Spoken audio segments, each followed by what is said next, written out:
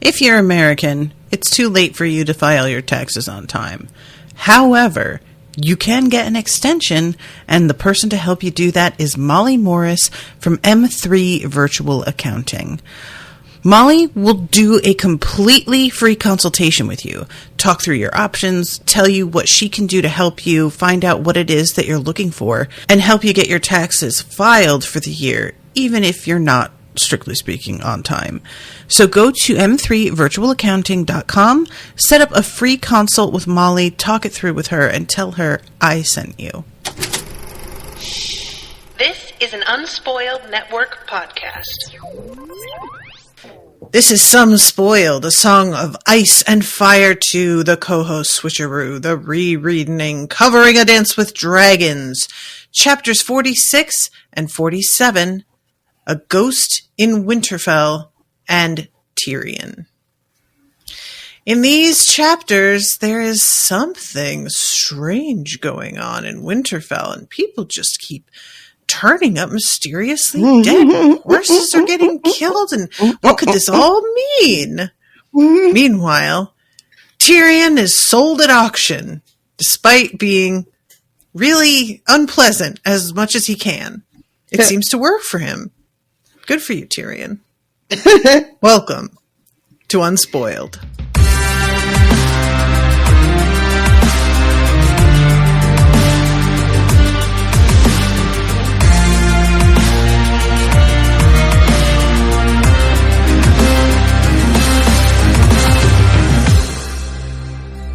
Monsters are dangerous, and just now kings are dying like flies. I am the king!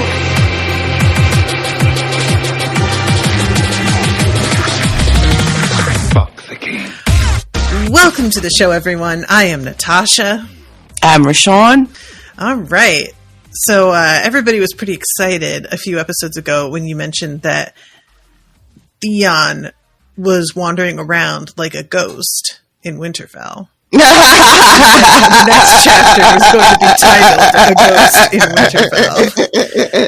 I just thought that you would want to know, because you often think we're laughing at you for being so wrong, but sometimes we're laughing at you for being so right. And this is one of those times. It's really funny. What did you think of this chapter? Now that you know it's Mance Raider. Yeah, right now that I know. You guys, I was reading this and I was wondering, like, what would I think was going on if you hadn't finally broke down and put me out of my misery and told me who it was? What would I think is happening? And all I can imagine is just the level of confusion would be off the charts. I would be. You don't think you would have figured it out? I don't know, because honest to God, I like, it'd be really easy for me to be like, by this point, I would have finally put it together. I would love to say that about myself, but I cannot express to you all how far off Mance Raider was on my radar. Like, I just simply was not thinking about him anymore. And maybe by the end of this chapter, I'd have been like, oh, I get it. Maybe. But I have to tell you, it's not funny. It's not, but it was very funny. And I'm glad you included it in the introduction, because people are dropping like flies, and it's just, oh, he was so drunk. Oh, that one was drunk too. Just so happy he was so drunk he took all his clothes off, and then and then finally it's just like, well, I don't care how drunk you are, you're not cutting your own dick off and shoving it in your mouth.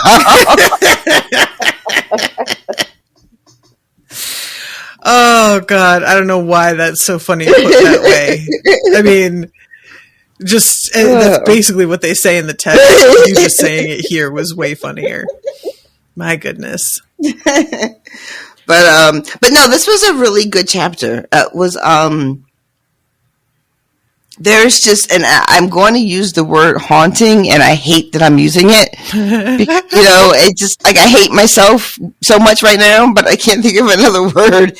But the chapter is just, it's so haunting. It's so, there's people dying and people being murdered and all that's grisly, but Theon roaming around Winterfell,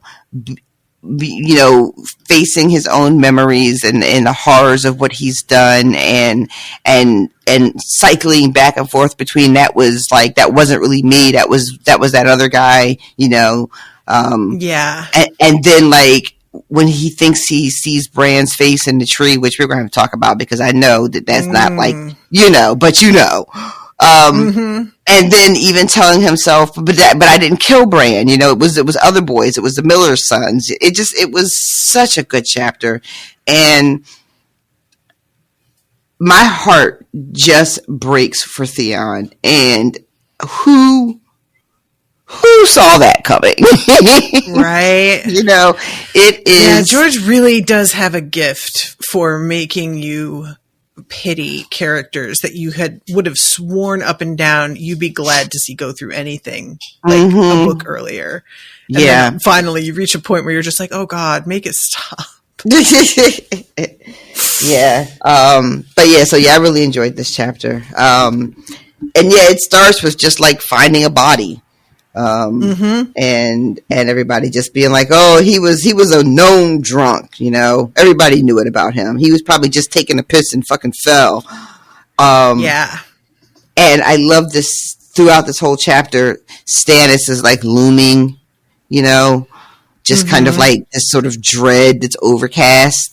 And everybody is just like, oh, is it Stannis? Is it Stannis? Is one of his men here? He could be here any second. And then there's denial from some people inside. Oh, Stannis is already frozen to death. And it just in the way that the tension builds and builds and builds because these bodies keep turning up, and the fear of Stannis approaching and the infighting that's happening. And then we get reminded that everybody may be on the same team, but that doesn't mean they on the same team, and it just comes to a boil. It's so good. It's so good. And even by the end of the chapter, Roose is according to Theon at least, looking a little shook. And we never see Roose looking shook at all. That's the part that made the biggest impression on me.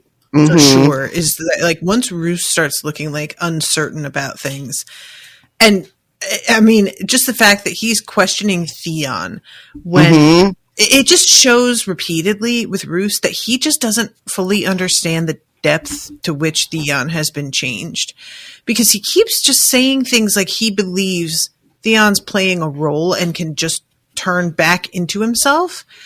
And I just feel like he doesn't get exactly what Ramsay did to him and the extent of the psychological torture that was done, because him talking about, oh, maybe I can send you back to the Iron Islands and you can rule and blah blah blah. What are you thinking? And him accusing him of being the one to kill these men, if you had any grasp, you would know he is not capable of that in this current frame of mind that he has been in. It's just not. Doesn't Roose finally say something at the end of the interrogation where he's just this one doesn't have it in him? Not just eventually to kill people. He gets there. But it took all of this. He should have been here ages ago. It shouldn't have taken this much, for him to realize exactly what's been done to Theon and how he is completely weak at this point. It takes all of this. But I agree with you. Even calling him in as if he were capable shows a glaring lack of understanding about exactly what Theon is at this point and who he is. Yeah. Part of me was like, well, maybe Roose just did it because he had to show the other people in the room that he was taking every possible threat serious, I have to be seen questioning him, so people understand, you know what I mean? But I am inclined to side with you that there was a part of Roose that was I gotta just make sure, as I don't fully get what has happened to this man, so I just need to have him in front of me to make sure that he's not the one who's doing this, when you should have known chapters ago that there's no way this is Theon doing this. Yeah. So this man is the one that, and I really like the way that this is written. Pissing off the wall, I'll wager he slipped and fell. No one disagreed, But Theon Greyjoy found himself wondering why any man would climb the snow-slick steps to the battlements in the black of night just to take a piss. And I really like that it's no one disagreed, and him thinking, which leads me to believe that other people are also sort of asking the question. They're not saying it out loud, but people are aware this doesn't add up really, and just nobody is saying it because they don't want to open that door. I agree. Possibility. Yeah. I love that it doesn't say everybody nodded their head in agreement, or, several people spoke up saying, that's probably what happened. It just suggests a sort of silence where no one says anything. Yeah, exactly. Yeah. Also, I wanted to mention, I'm sorry. Oops. No, go ahead. I was going to say there's something that's done throughout this chapter where we keep getting comparisons to what, our people, like the lower class people, what they're eating compared to what like the highborn and the nobles, the common folk, what they're eating compared to what like the highborn people are eating, and that happens like at least 3 times in this chapter. And then at the very, very end, they all finally get the same meal because I think all the horses died when a stable crashed, so they all get like all this horse meat. So everybody gets like a good meal, but poor Theon can't even really eat the meat because it's too tough and his teeth are in such bad shape. So even when they're all given the same food, the same meal to enjoy, he can't even enjoy it. Yeah, it's every reminder of his teeth, it just hurts like physically. I just have this like reaction of, oh God, I forget about it, That's something in particular that like, I forget how lucky we are in the modern age to have improved on dentistry so much. And there's still plenty of pain and shit that goes around, especially if you can't afford to go to the dentist. Yep. But the options are extant, at least. And they weren't at one point, and you just had to fucking live with it. And that is fucking awful, because tooth pain is just one of the worst kinds of pain there is, in my opinion. So every reminder that he is suffering, he can't, like his teeth are in his head still broken, some of them. Like, that's unthinkable to me. Oh my God. Absolutely not. Yeah. Also, it's the one thing that keeps me from being absolutely devastated whenever a horse dies. I feel so bad for the horses every time there's a thing. But when a horse dies and I'm just like, oh, this sucks, but then everybody gets to eat, I'm like, oh, well, I didn't think of that. Sure, and I just keep sort of doing that dance in my head, just round and round. I'm having a weird, like almost opposite thing where I'm like really glad that, because oftentimes once the horses died and they're eating, it's the first good meal they've had in a while. Because things have gotten so bad that they're losing horses, because nobody is slaughtering horses just for the food because they're just too valuable, right? Yeah. But when you lose them, it's usually because you've just hit a wall and things are not going your way. So part of me is just like, oh, thank God, a good hot meal finally. And then the other part of me is like, oh, horse though? What horse? I'm very much of the, go ahead and eat horse. Like, that has always been one of those things that people act as if it's completely off limits. And I'm just like, but why? That's the thing, right? But why? Like, I am fully aware that it is just my sort of American Western cultural, identity, and the way, the value systems that I was raised under in this part of the world that we live in, which says some animals are okay to eat and others are not. And the rules are just very fucking random and arbitrary, and like who decides? Like a cow and a horse, there's not, well, I'm sure there's a lot of physiological differences, but to the point I'm making, there's not much difference. And yet, right.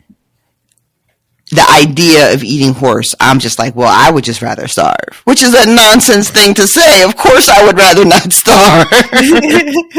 Yeah, I'm thinking like somebody's grilling a horse next to you after you are starving, and you're just, I am eating the fuck out of that horse. What? Exactly. The fuck out of it. Thank you. Oh. Yeah.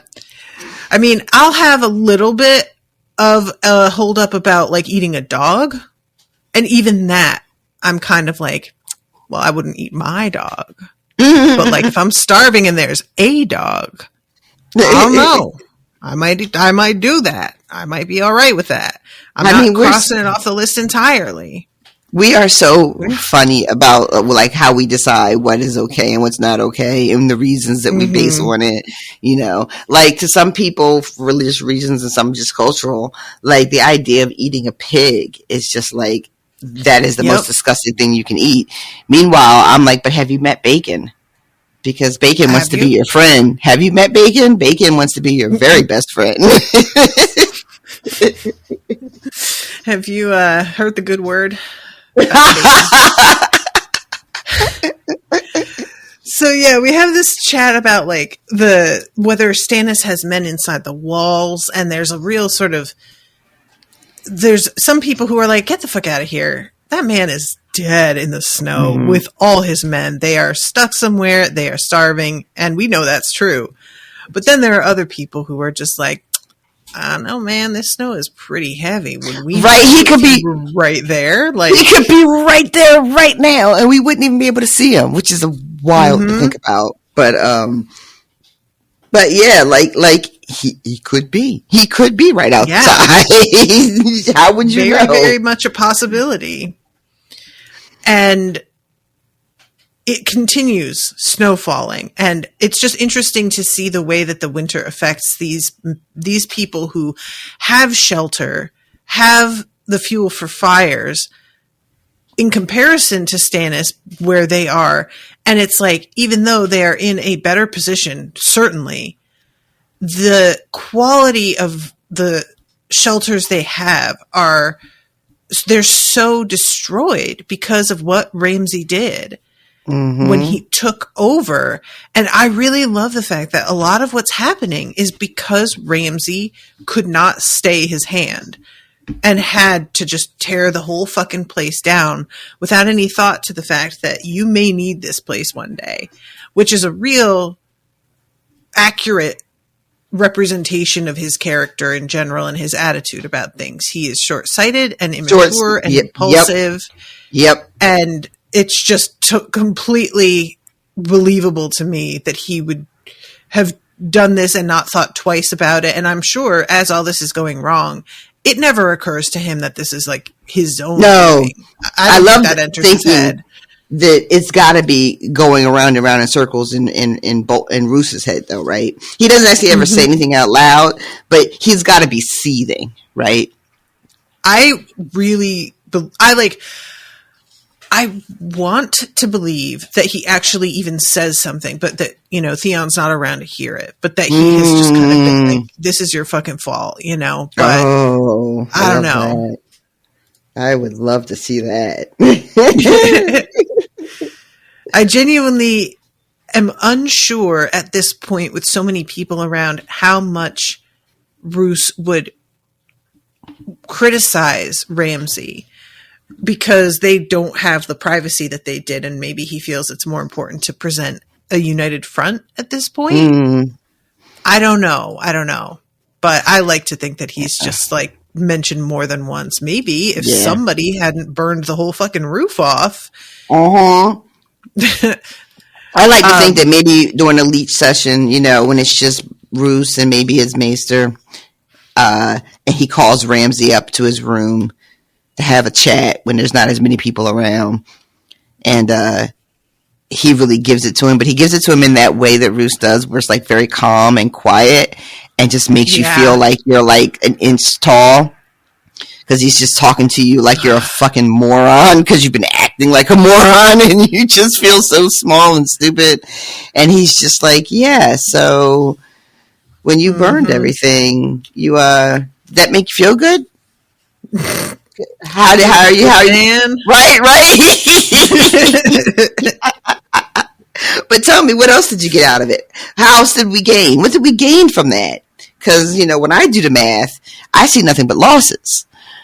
What do you have to say for yourself? You can't be this short-sighted, so please tell me what your vision was, because clearly I am just not seeing it. I really like that. Just being like, okay, explain to me how you thought this was going to go. I just don't I'm failing to grasp your intent. Your vision, the genius of you eludes me. So bring me up to speed. That is funny. And Ramsay's got nothing to offer except, that he was angry and that he's a psychopath. He deserved it because I had to show him who's boss. Because I had to show them. I had to let them know you can't play with Boltons. Our name means blah blah. I can just hear him going on and on, which is a bunch of bullshit about how he did it to like save face and make sure everybody in the land knows that they're in charge and they're running shit and it's a new day and the Starks are gone and just a bunch of bullshit. So we have this one moment here. The gods have turned against us. We are cursed. Stannis is cursed. He's the one out there in the storm. Lord Stannis might be warmer than we know. His sorceress can summon fire. Might be her red god can melt these snows. That was unwise, Theon knew at once. The man spoke too loudly, and in the hearing of Yellow Dick and Sour Allen and Ben Bones. When the tale reached Lord Ramsay, he sent his bastard boys to seize the man and drag him out into the snow. As you seem so fond of Stannis, we'll send you to him, he said. So this guy just gets driven out. And it says, while Skinner and Yellow Dick made wagers on how fast his blood would freeze, which kind of cracked me up, Ramsay had the man dragged up to the battlement's gate. And the whole thing is so frozen that they can't even open the portcullis like they normally would, which hadn't occurred to me that the ice would interfere with the basic function of things like that, but of course it would. We get told here that there's a couple of gates that are basically not functioning anymore because they're just frozen shut.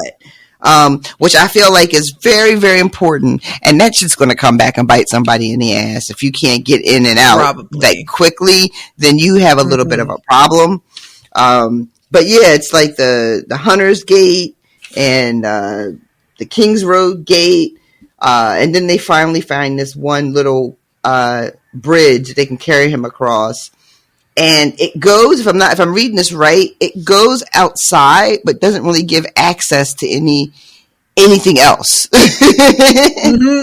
It just is it's only half a gate. It had a drawbridge that spanned the frozen moat, but no corresponding gateway through the outer wall, offering access to the outer ramparts, but not the world beyond. So he's in this in-between space between the walls around Winterfell. And somehow that is even more upsetting to me than if they had just kicked him outside. Yeah, because at least he could maybe get out, but now he's stuck between where there's no possibility of getting anywhere. It's just basically throwing him in a pit and leaving him to die. That's what I pictured. That, especially since he's got a broken leg, as they say later after they toss him. So the only thing I got confused about is somebody makes I guess I'm assuming it's a joke, but he's also kind of being serious because they injure him, but they don't kill him. And Ramsay is he's going to be dead within an hour. And somebody else is or he'll be sucking Stannis' cock before the sun goes down. And I was so I guess there is a way you can get out from this space, but it didn't sound like it from the description. Let's see. The battlement's gate, a small arched postern in the inner wall. Only half a gate, it had a drawbridge that spanned the frozen moat, but no corresponding gateway through the outer wall, offering access to the outer... Okay, so they cross over the liminal space and they toss him out past that. The liminal space is what the drawbridge crosses over. Gotcha. Okay. So, all right. Yeah. Either way, no good. And then they just leave him out there. And then somebody said... It's wild, though. That's an 80-foot drop, and the snow is so thick that he doesn't die, which is incredible. He just goes thump, into a big mound of snow. Exactly. A broken leg, and that's it? That's remarkable for 80 fucking feet up. And so somebody is I'm sorry. No, go ahead. I was just going to say somebody's just like, we're just going to let him out there to die in the snow. And they're like, in a few more days, the snows are going to bury him and his army both, talking about both Stannis and this guy. Like, the winner is going to take care of both of these problems for us. Like, why are you being concerned? Mm-hmm. And I just kept thinking, you are putting a lot of stock in the weather handling all of your problems. Very much so. Yes. It's kind of fascinating how these people are in such a bad position themselves. Even before that roof collapses and kills so many horses in the barn, they're having an issue with the fact that the barn isn't big enough to hold all their horses. So they're keeping them out in the yard and they're keeping them wrapped in blankets. But the snow melts, soaks the blankets, and then the horses begin to freeze. Mm-hmm. And so, like, they're also fucked. Yep. And yet they keep trying to pretend it's only Stannis that's fucked. Mm-hmm. And it's weird. Like, do you think we can't all see what's happening right now, guys? And throughout all of these moments of everyone behaving that way, we have Theon being like, and us too. Also impacts us. We also probably going to freeze. The snow's going to bury us too. Over and over again. And he's just kind of like, how is nobody mentioning that? But I think there's just real deep denial. I think that's as simple as that, you know? When Lady Dustin says that Stannis is lost in the storm and dead and dying, and Theon is like, us as well. It says, and he was marveling at her folly. Lady Barbary was of the North and should have known better. He's like, woman, really? Are you for real? You can't be serious right now. And it begs the question. Oh, go ahead. No, please. I was just going to say, taking over on this is fun. I was going to say, it begs the question that, like, she's saying something that she should know better than to say, and then if she's also the woman that says the thing about the phrase at the end of the chapter, which I think she is, when she's talking to the Frey, and she's like, "Yeah, North remembers what you did at the fucking Red Wedding." I'm starting to wonder, like, is she, like, I know she's not really a plant. I know she's not, like, it's not going to be like a surprise twist that she's, declared for Stannis in some fashion. And, right. But I just got a little bit of a twinge of a little, like, just the way he says she should have known better. And I was like, she should have known better.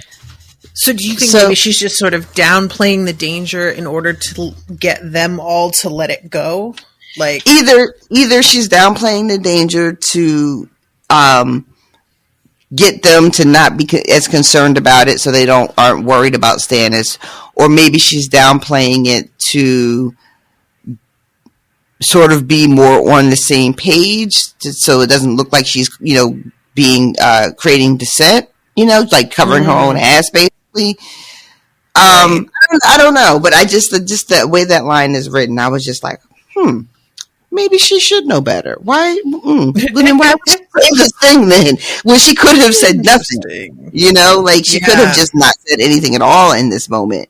So I don't know. I just wanted to throw that out there. That I don't really know if that's anything, but it got me thinking, like, a little, like, okay, I'm gonna put my eye on you. Just one of them, though.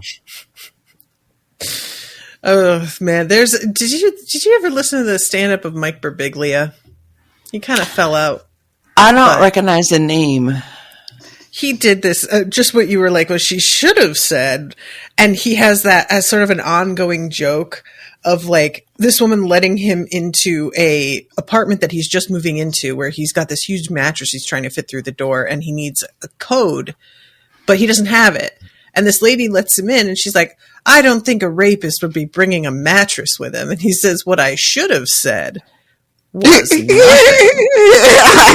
I did say was, you'd be surprised. And just, like, moments like that where he's pointing out that I could have fucking just shut my mouth and it wouldn't have been anything. My personal favorite is, I was stuck with my girlfriend at the airport, and she asked if I was upset. What I should have said was, no, I love the airport, without sarcasm. But what I said was, no, I love the airport, with sarcasm. But yeah, that's the vibe I'm getting from this. Is just very much like, you could have just not said anything, and here you are just throwing it in. For what reason? There's got to be it's interesting that Theon is pretty observant, and that doesn't seem to have occurred to him, even though he knows that Lady Dustin has her chip on her shoulder in general. But just because he didn't think of it does not mean that it's untrue. And it may just be that he doesn't really understand the extent of the chip on her shoulder and the number of people that she has a chip from, to? With? For? I don't know. I don't know how that goes. She's got a lot of chips. Supper was peas porridge and yesterday's bread, and that caused muttering amongst the common men as well. Above the salt, the lords and knights were seen to be eating ham, which, you guys, there's only so long that you can keep doing that. Rashawn and I were discussing just how long that is, and we thought it wouldn't be as long as it's proven to be here in the United States. But, you know, I'm sure there is some sort of limit that we'll reach eventually. At some point, we're going to get tired of watching you eat ham while we're eating peas and porridge. Or peas porridge, as it is. So this is when Holly comes to talk to him. And he's immediately just like, what do you want? To see the crypts. Where are they? Would you show me? Deep and dark, they say. A good place for touching. And he's just like, okay, did Abel sent you? Well, maybe, or maybe I sent myself. And Theon is just like, yeah, this is extremely fucking suspicious. What is this? And he cannot figure out. I don't want any part of this. Right? Like, he's just like, I know that this is a thing, but whose thing is it, and what is it this thing trying to accomplish? And he's just like, what? Because one of the things that Holly says, if it's Abel that you want, I could bring him to you. And he'll sing you a sweet song. And Theon is wondering, like, what would Abel want from me? He's a singer, a pander with a lute, and a fake smile. And then Theon thinks he wants to know how I took the castle, but not to make a song of it. The answer came to him. He wants to know how we got in so that he can get out. And I said,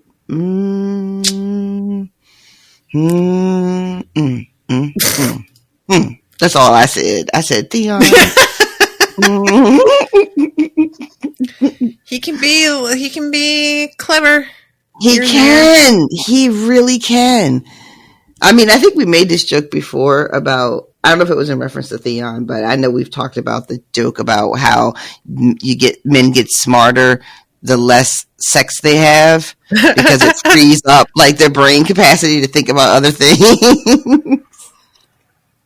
Like George Costanza. Like George Costanza. But yeah, when Theon is not like just thinking on this superficial level of how to get his dick wet the next time, every time, you know, and he can be really thoughtful and very observant and very clever. And you kind of wish that he was so young too, you know, early book Theon. He was like a teenage boy doing what teenage boys do, right? But boy, if he could have this level of, it's almost like the joke of like, if I could have all the benefits of my trauma without the trauma, wouldn't that be swell? You know? Yeah. Like if I could be as funny as I am, but it not be based in trauma, that would be awesome, right? Like if I could be as empathetic as I am, but it not be because of the things that I've been through, that would be spectacular. That's what I feel about Theon. Like if he could have achieved this level without going through the horror show of becoming Reek, wouldn't that have been something? I'm sure he'd agree with you. Yeah, it would, wouldn't it? I would also have preferred that, Rashawn. Thank you for suggesting it. So there's a point where he goes up to the top of the wall and he considers jumping and is just like, that guy managed to survive. Like, maybe I'd survive. But all he can think is Ramsay would come after me. You know, this guy was thrown out to die, but I trying to escape, that's a whole other matter. Yep, and he would definitely like get his hounds and track me down.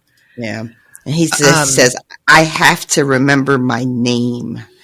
He whispers out loud, like you're forgetting yourself. Like, you're thinking crazy thoughts, thinking about escaping. Remember, you know what I mean? Remember your situation. You gotta remember who and what you are. You can't be letting these like flights of fancy come in and take over. And also, low key, even though he rebuffs Holly pretty thoroughly, also it feels very much like a reminder, like, when these people sidle up to you, you need to remember who you are. Like, remember who and what you are as these people are coming at you.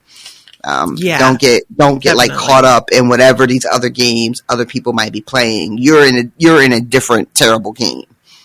Remember that. So the next day, there is another man found dead, naked and dead of exposure, his face so obscured by hoarfrost that he appeared to be wearing a mask. Serenus, I can't get over that name, put forth the man had drunk too much and gotten lost in the storm.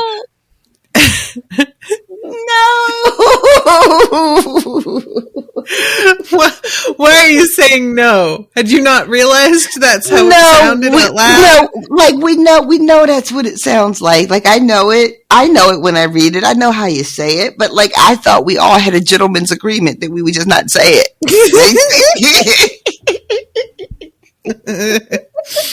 I'm no gentleman. But yeah, he tries to be like, oh yeah, he was just drunk and lost, and everybody's like, but why would he have taken his clothes off to go outside? Now, the only thing here that I thought is that it is a common side effect of hypothermia to suddenly get overwhelmingly hot, or so you think. Is it? People who have suffered hypothermia are frequently found having stripped because their body's like sensors basically flip out and they think they're burning up. Oh, I didn't know that. And they take all their clothes off to try and cool down, but they don't realize they're already freezing to death. Yeah. Jesus Christ, that's fucking... Why is that a thing that our bodies do? Mm-hmm. What are we? When you touch something hot and for a moment it feels ice cold, or vice versa. Mm-hmm. That touching something really cold and it feels hot is one of the weirdest like things. Like, whenever that happens, my brain is just like, it's just such a weird thing. I like this moment too, because Ramsay is like, oh, he got kicked in the head by a horse. And Theon is like, fucking with a club, more like look at the side of this motherfucker's head. It all seemed so familiar, like a mummer show he had seen before. Only the mummers had changed. Roose Bolton was playing the part Theon had played last time around, and the dead men were playing the parts of Agar, Gyner Rednose, and Gelmar the Grim. Reek was there too, he remembered, but he was a different Reek. A Reek with bloody hands and lies dripping from his lips, sweet as honey. Reek, Reek. It rhymes with sneak. And then they start talking about, what if we just took the fight to Stannis? And everybody's like, the castle is literally the only thing we have going for us. Why would we leave the castle? And somebody else is pointing out, like, we don't even know where he is and we can't see. We send out scouts and they don't fucking come back. Yep. That's the part I was going to say. We keep sending people out to look for him and they are not fucking returning. That's a problem. And you know what? That is a real problem. Because we don't know what's happening to them. We don't know if they're making it to Stannis and being captured and killed. We don't know if they're just dying in the inclement weather. We don't know if there's things out in those woods that are snatching them up. You couldn't pay me to leave the castle. I mean, I know it's crowded and it starts to smell pretty terrible towards the end there, but I'm not going nowhere. And you know what? It doesn't come up at all, but we have not seen Jane / Arya. True. In kept in a room. Second, she's being just like kept in this room, sort of, I'm assuming, locked up. And I would like very much to check in on her, please, somebody. I'm just going to throw that out there. I kept thinking we would get something in this chapter, but because he's doing so much roaming around, but he does not, and I was a little disappointed. But I just wanted to mention that. I am just going to say, remember, when we check in on her, you said you wanted that. Did I ask for it? Oh, no. What have I done? I fear I have missed that. At one point, they're talking about like going out to find him, and Wyman Manderley is like, we'll come right behind you. And he's like, yeah, right behind me with a fucking knife in my back, I bet, huh? Where are my kin, Manderley? Your guests brought your son back to you. His bones, you mean? Manderley speared a chunk of ham with his dagger. I recall them well. Rhaegar of the round shoulders with his glib tongue. Bold Sir Jared, so swift to draw his steel. Simon, the spy master, always clinking coins. They brought home Wendell's bones. It was Tywin Lannister who returned Wylis to me safe and whole as he had promised. A man of his word, Lord Tywin, 7 save his soul. The road has many dangers, sir. I gave your brother's guest gifts when we took our leave of White Harbor. We swore we would meet again at the wedding. Many and more bore witness to our parting. Many and more, or you and yours? What are you suggesting, Frey?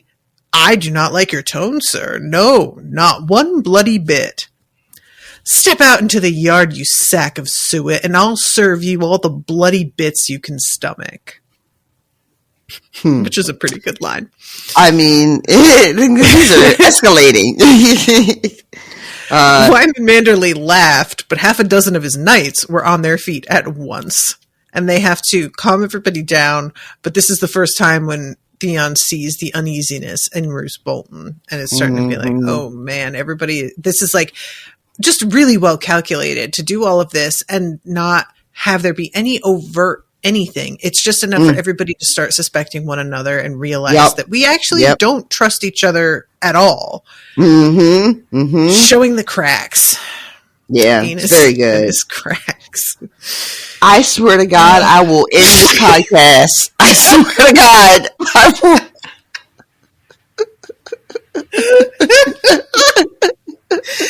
What? That's just the name of the band. The latest band that I'm really into.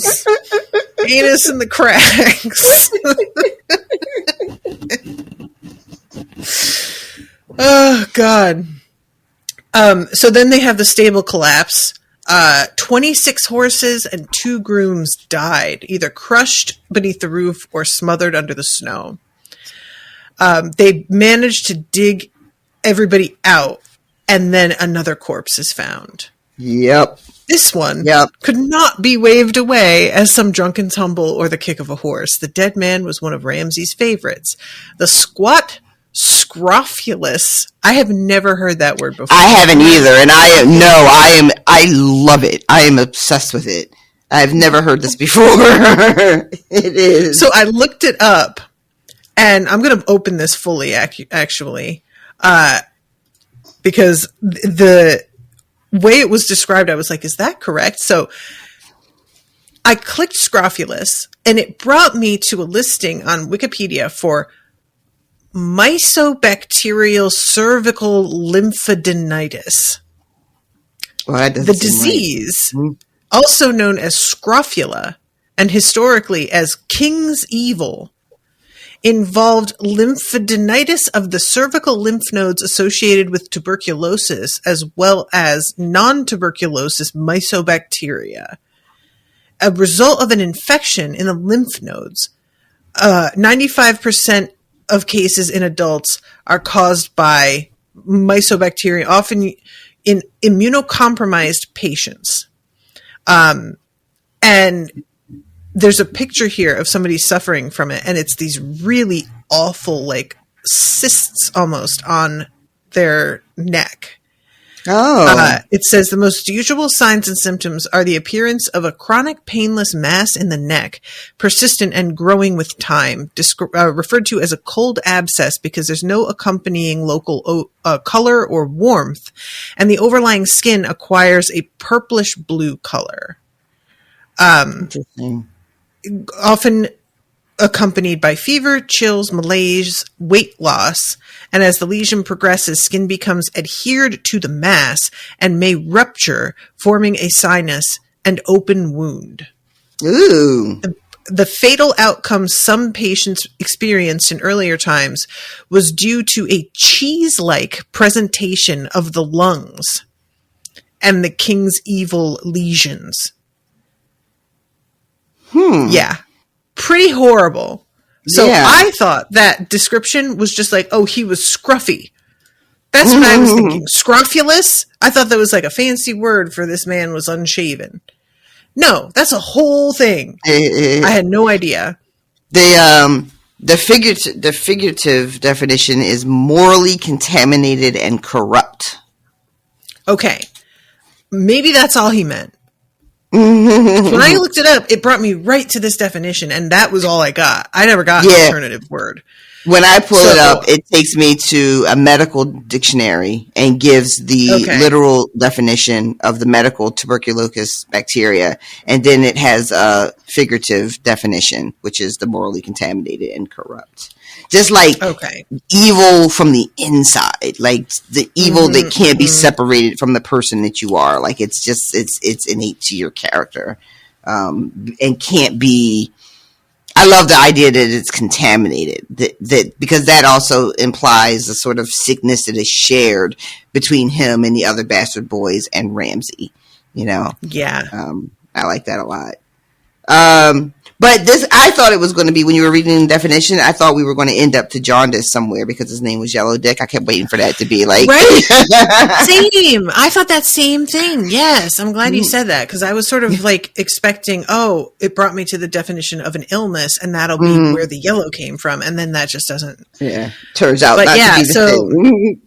He had his dick cut off and shoved in his mouth, and Roose Bolton says, don't anybody talk about this. I don't want it spreading. And it, of course, it's impossible to keep this he's like, burn the body.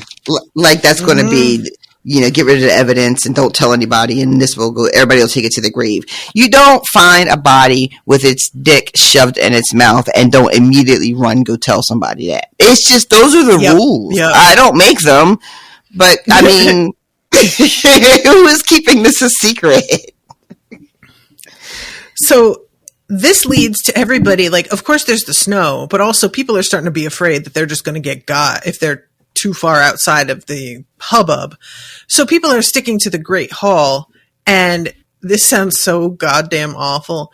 With hundreds of horses, dogs, and men squeezed underneath one roof, the floors slimy with mud and melting snow, horse shit, dog turds, and even human feces, the air redolent with the smells of wet dog, wet wool, and sodden horse blankets.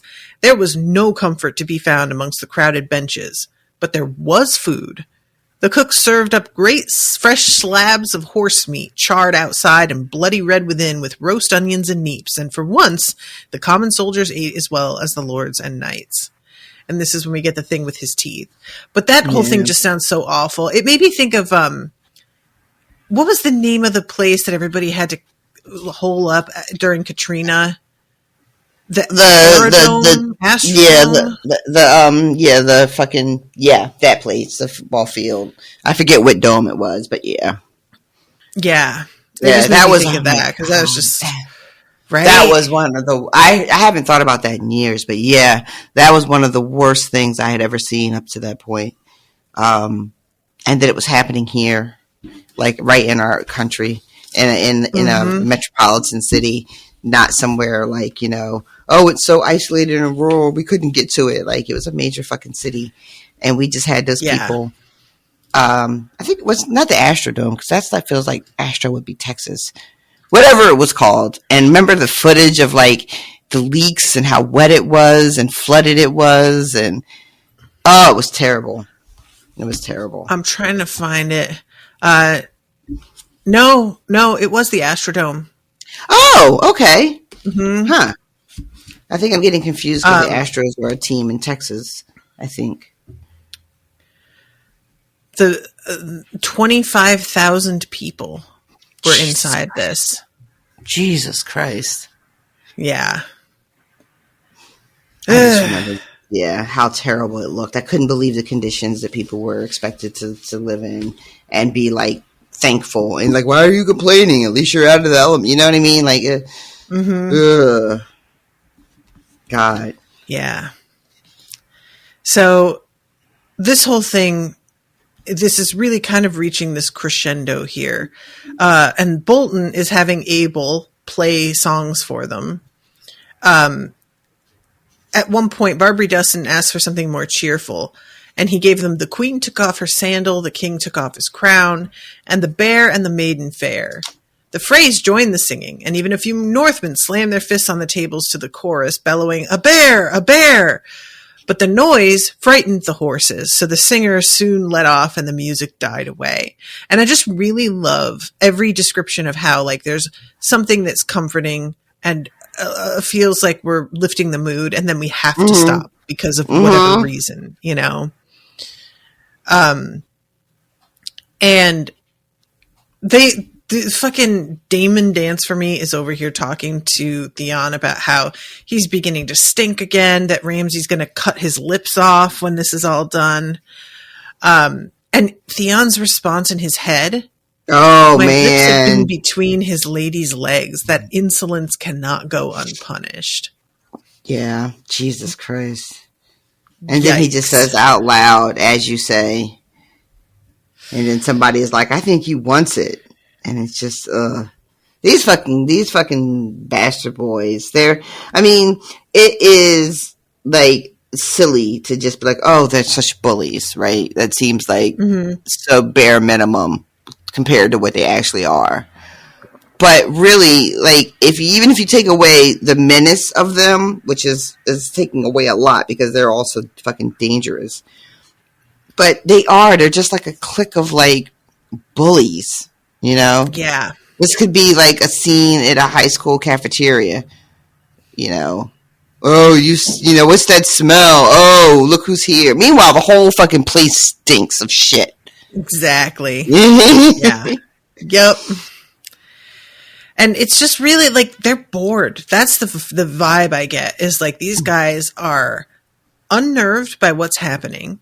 They are bored from being stuck in this place, sitting around, and they have nowhere to direct this anger. And he's right there, you know, he's like right there. And there's a woman, irresistible. An unidentified woman that's sitting on the lap of one of these guys, and even though nothing is mentioned about her and, you know, nothing specific, you just feel like, girl, run.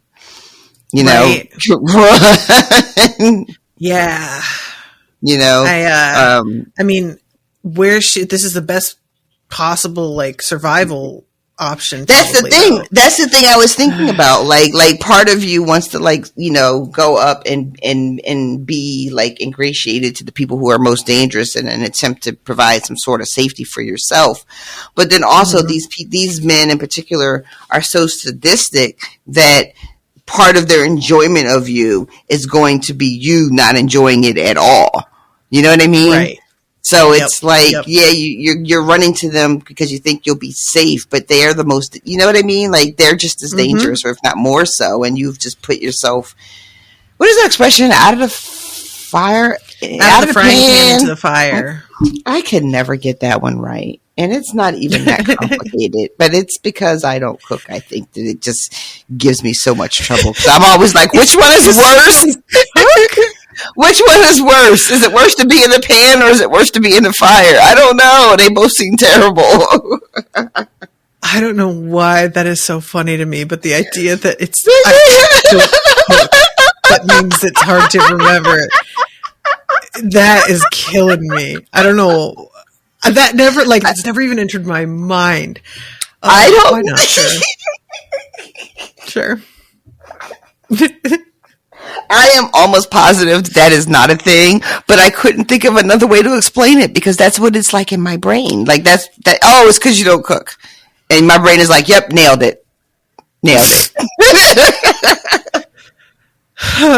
want to sidetrack this for just a second because I don't know if I ever actually said it on the podcast, but a couple of episodes ago when we were having trouble batting 1,000, batting 100 and all that jazz. Oh my God. We don't talk about that. I think I said it years ago. There was an episode of Who's the Boss where Angela tries to use that expression and she fucks it up. And I have never been able to keep it straight in my head since I saw that episode in like 1984. I know when I'm going... Keep it straight before that? I don't know. I never had an opportunity. I got ruined so young. Who knows what I could have been? I could have been great. Who knows? Well, we know Rashawn's not the boss, I guess. But like little things like that will get stuck in my brain, and once I get it wrong, no matter how many times someone tells me the right way it goes, I will always default to the wrong way. And that is just another example. Just like that's how I am with spelling the word weird. I spell the word weird wrong every time. Like, do you really? Time. That's funny. Yeah, and it's just like if I think about it too hard, I will always choose wrong first. Mm-hmm. It's very annoying. Yep, that's exactly it. You'll always choose the wrong one first, especially if you think too long on it. Brains are just weird globs. Indeed. Aren't they, though? They're just weird, lumpy blobs of... I don't even know what they're made of. What is that word? Suet? Suet. Yeah. Yeah. Blobs of suet between our ears. So Theon escapes. They tell him to like take off, and he does. And it's very much like, thank God they just let me leave. Mm-hmm. And he starts walking the wall again, and he runs into this guy who immediately puts his hand on his dagger and is like, "Oh, you? How the fuck are you still alive?" And Theon says, "The gods are not done with me." And then he says, "Lord Ramsay is not done with me." The man looked and laughed. I leave you to him then. And who was that, do you think? Oh, don't ask me that. You guys know I'm always... what was that? I mean, I'm just like... because Theon is genuinely frightened here. And I kind of thought this was Mance. Huh. Because he, stopped singing and left and might feel a particular loyalty in a way to the Starks and maybe even Jon in a way that kind of makes sense. It might be a little bit unexpected, but and sees Theon and is sort of like, you know what? Maybe I'll fuck this guy up. Maybe this is a great chance for me to do, but I am not sure. Well, it's weird to me that Theon doesn't ever identify who it is. So I assumed it was somebody that he didn't know. Like if it was Mance, he would just be like, and then the singer came upon me, or then the singer said this, or even call him by his name. Abel, says that, but it's the man this and the man that. And so I was like, well, maybe Theon doesn't recognize whoever this is. It's hard because he says that there was a hooded cloak, and I thought that maybe this meant that he couldn't see his face, but it does say their eyes met briefly. Mm-hmm. So I don't know if it's like they can meet each other's eyes, but he still can't really make out his face, or if he can make out his face and just straight up doesn't recognize him. But there's no description of the man's appearance, right? I mean, so there's enough northern people here, at Winterfell right now with all these different factions that have come up under Bolton. There's enough northern people to have real beef with Theon for what he did at Winterfell. You know, That's true. I don't think it would be unlikely for him to just stumble across somebody.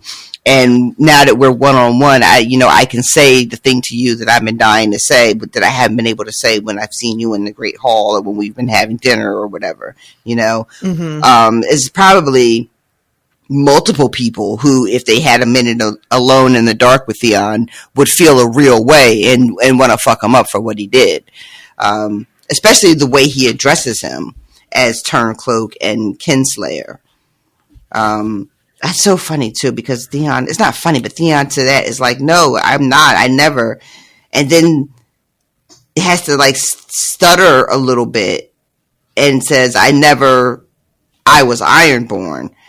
It almost feels like he was about to say, no, I never killed anybody, but then it has to be like, wait, no, I can't say that. So I have to say I'm not a Kinslayer because they weren't my family. You know, I was Ironborn. I wasn't Stark. I think he was going to say, I didn't kill Bran, but he realized, like, that story has to keep, right? Like, yep, exactly. Okay. Exactly. He can't admit that he didn't kill Bran. Did he kill, like, that wasn't Bran that he hung? So he has to switch it up. And instead of denying the murder, has to just deny that it's not kinslaying because they weren't family. Right. Which is like, when you think about being accused of, when you think about being accused of something, sorry, my computer just went all dark. Yeah, I think it's just the screensaver, but you know, I get twitchy.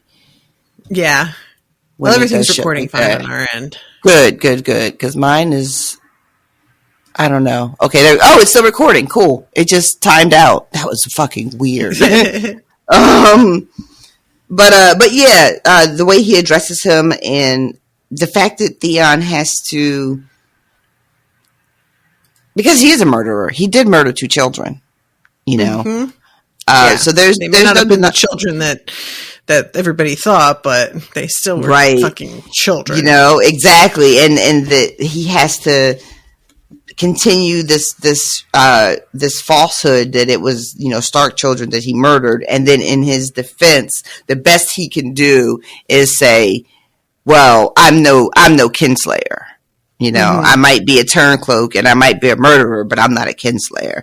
And it's almost like if that's the line in the sand, then you already fucked up, right? Like if that's right, yeah. Yeah, bar so low, as they say.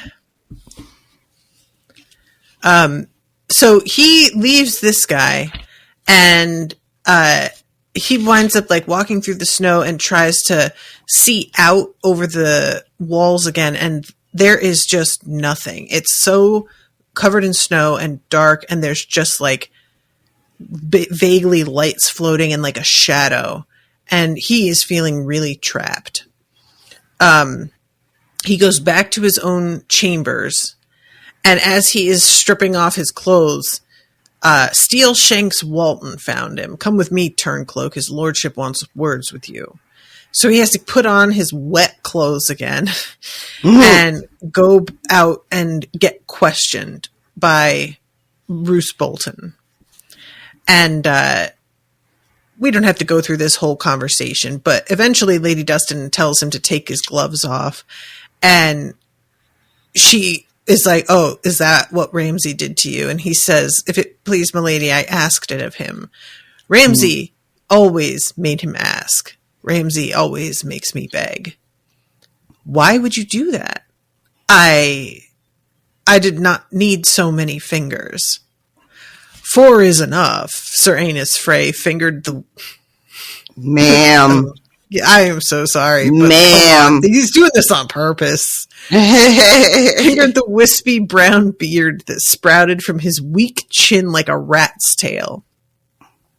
And he's trying to be like, "Oh, he could have still done this." And Lady Dustin's like, "Look at him. He could barely hold a spoon. Like, the fuck he did this? Absolutely not." And Roger Risewell is like, "Yeah, they were strong dudes. There's no way this guy was responsible." Yeah. And Roose eventually is like, "Yeah, he isn't strong enough, and I don't think that he has it in him to betray Ramsay." We must look at Manderley. Lord Wyman loves us not. He loves his steaks and chops and meat pies, though. Prowling the castle by dark would require him to leave the table. And so then they start like, well, he doesn't have to have fucking done it himself. He could have his own people doing it. And this is when Lady Dustin is like, y'all, I don't know if you remember, but there were a lot of people here who had kin at that red wedding. Do you think that fucking Umbra likes you? Like, if you did not hold the Great John, he would pull out your entrails and make you eat them. House Risewell, too, said Roger Risewell. Even Dustin's out of Barrowton. Lady Dustin parted her lips in a thin, feral smile. The North remembers Frey. Amos Frey's mouth quivered with outrage. Stark dishonored us. That is what you Northmen had best remember. And Roose has to be like, all right, children, stop it. Yeah. Like, all this fucking bickering back and forth is not doing anybody any good, and it is, like, just tearing down at our thin alliance as it is. So I need y'all to just fucking chill the fuck out for a second. And tells Rhys that he can go, but be careful where he's wandering, because we might find you tomorrow with your fucking throat slit. So Theon is like, okay, I will go then, and goes wandering. And he's out walking. It's all late. He can't sleep. He cannot sleep. And that's one of the things that keeps, I had to keep being reminded of, is that he is not just crazy from what he's been through. He's not just, but his constant physical pain that he's in, and also the constant emotional turmoil that does not allow him to sleep. And not being able to sleep will make you absolutely batshit crazy. True. Lack of sleep will. True. And he is just that what he is running on. I guess often say that I'm running on fumes. Like this, he is running on vapor. Like, I don't know how he's still, when that guy says, how are you still alive? That's a fucking legitimate question. I know he meant, how did nobody kill you yet? But I mean, how are you still alive? Agree. So yeah, this is when there's a horn blowing and this sound of a drum beating. And everybody is saying oh, it's Stannis, it's Stannis, it's Stannis. But they can't actually see if it's Stannis because there's so much snow. So they're just looking out into the white and they're like, why is he just blowing this horn? What's he fucking gonna do? And they start tossing around. Do you think he's gonna storm the place? Do you think he's just gonna try and do a siege? And one of them, again, let's take the fight to him. And Theon's like, I wish you would. I wish you would all go into the snow and die, and I could just be here alone. So he then goes to the Godswood as everybody else is sort of freaking out. And even here, he could hear the drumming. Boom, doom, boom, doom, boom, doom, boom, doom. Like distant thunder, the sound seemed to come from everywhere at once. The night was windless, the snow drifting straight down out of a cold black sky, yet the leaves of the heart tree were rustling his name. And he falls to his knees and says, a sword is all I ask. Let me die as Theon, not as Reek. I was Ironborn, a son of Pike of the Islands. And he hears the tree say Bran. And he's like, oh God, this is the gods speaking to me about what I did. And he's like, I don't get it though. Why would Bran haunt me? And I didn't actually hurt him. And it says, I had to have two heads, else they would have mocked me, laughed at me. A voice said, who are you talking to? Theon spun, terrified that Ramsay had found him, but it was just the washerwomen, Holly, Rowan, and the one whose name he did not know. The ghosts, he whispered. They whisper to me, they know my name. Theon turned cloak. Rowan grabbed his ear, twisting. You had to have two heads, did you? Elsewise, men would have laughed at him, said Holly. They do not understand. Theon wrenched free. What do you want? You. I told you. I want to touch you, Turncloak. Holly smiled. In her hand, a blade appeared. And Theon is like, well, I could scream, but they'll kill me before anybody could do anything about it. And nobody would probably care if he died. Like, let's be honest about that. And he finally is just like, go ahead, fucking kill me. Like, and he realizes you were the ones who killed the others. And Holly is like, us? Never. What? We're just women. We just have tits and cunts. We're just here to fuck. Nobody would be scared of little us. I love this. And did the bastard hurt you? Chopped off your fingers, did he? Skinned your widow toes? Knocked your teeth out? Poor lad. She patted his cheek. There will be no more of that, I promise. You prayed, and the gods sent us. You want to die as Theon? We'll give you that. A nice, quick death. 'Twill hardly hurt at all. She smiled. But not till you've sung for Abel. He's waiting for you. This is very interesting. I wonder how much truth he's able to even tell at this point. Abel. I'm so sorry. Oh, you're not though. Everybody. You're not sorry. You're not sorry at all.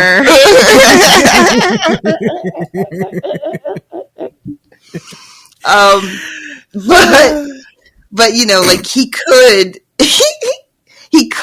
spill all that. I'm trying so hard because we got to get through this because I gotta get done. I got my appointment, but oh, you're making it hard.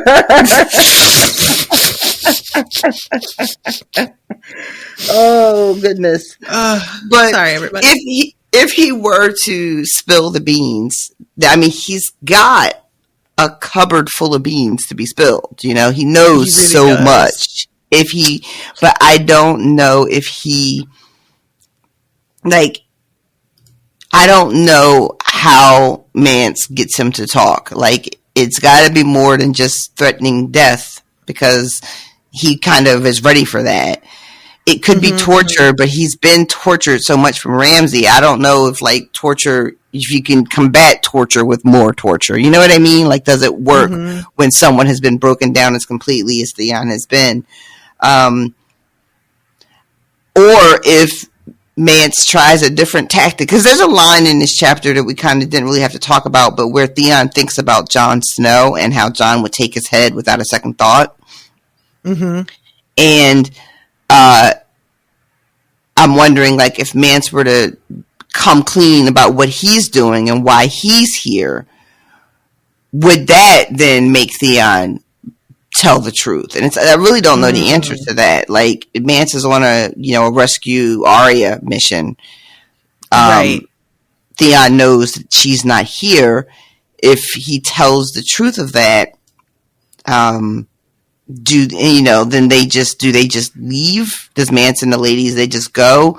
Do they take Theon with them? Do they kill him? Do they just leave him? Do they believe him if he says it's not her? That's one of my questions. That's one of my questions. Yeah. Like, do they believe him? It's very. I don't know. And again, we're getting. We're at a point in the book now where, like I mentioned last time, I never know if I'm getting another Theon chapter or whoever we happen to be reading. I don't know if this is it. Like, is this it for the book?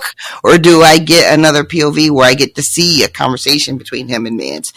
I really hope I do, but I'm trying to steel myself that, like, maybe I don't. I also want to know, like, who's outside the walls. It feels like I'm supposed to believe it's Stannis. And, last time I saw Stannis, it did not look like he was making his way to Winterfell anytime soon. It doesn't appear that the weather has broken. There's all this talk of snow. But then, like, who else could it be? Who else is out there that hasn't already either thrown in with Stannis and is stuck in the woods with Stannis, or has thrown in with Roose and is already at Winterfell? We have some families that, like, what's the name of the girl that showed up at the wall? in the last Jon chapter? Oh, Alice Karstark? Okay, she's a Karstark. I know that she fled some weird, situation with her family. She's related to the Great Johns too, right? The Karstarks and the Umbers, are they? Yes. They're like because she's the one who was like, well, he better watch the fuck out because that man is fixing to put a knife in Stannis' back. Right. So maybe that's what that is. Maybe that's who's outside. I don't know. All right, we gotta keep it moving though. Get to the Tyrion chapter. All right. So Tyrion, we have this long, rather drawn out auction. Yeah. And we don't have to really go through the auction too much. There's just this one lady who keeps being like, and one, every time somebody makes a bid, which I did find really funny because the auctioneer is very cranky over her doing this, but it's also allowed, so he can't stop her. And there's Ben Plum turns up here. Yes, he does.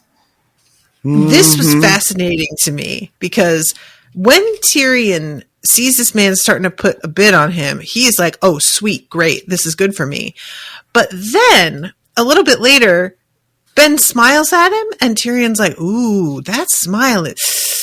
I don't know if I want this man bidding on me. Like, he has a face that's kind of... And it made me, like, want to go back and reread the chapters from Daenerys' perspective and see if she picked up on the coldness that Tyrion is able to see here.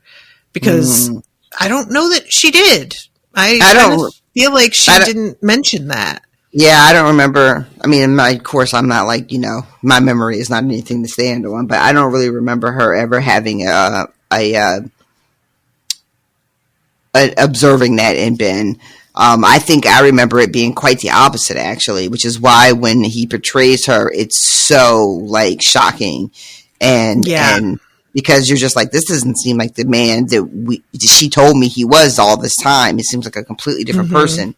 And then Tyrion sees him, and within moments, it becomes clear that, oh no, this is a man who would definitely betray you. Like, all you gotta do is give him a good look. And I was trying to remember, like, what happens on the show for this, and I remember them being captured, but they, on the show, I can't remember exactly, but they end up in the fighting pits. Like, Jorah ends up fighting, like, in the fighting pits on the show. Right, yeah. But here, they end up, eventually Tyrion is, and Penny, who they're being sold as a bundle, right? A BOGO deal. Yes. It's very offensive, but yes.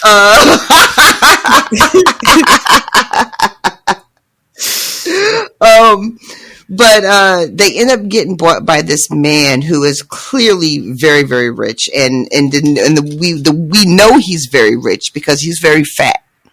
And in these books, right, this is his shorthand. This is shorthand for somebody who lives a very lavish life of luxury where they aren't required to do any physical labor whatsoever. They can just spend their whole day snacking. And that's why they end up so big. And we don't know exactly, but we find out that he's got like a little menagerie of oddities that he likes to collect. He collects people. He collects a sideshow, basically, is what he's got going on. Yes, that's what Tyrion calls it. Yeah, that's a really good word too. But yeah, so the bidding goes on for quite some time. There's a bit with Tyrion starts bidding on himself that I have to say was pretty fucking funny. Yes.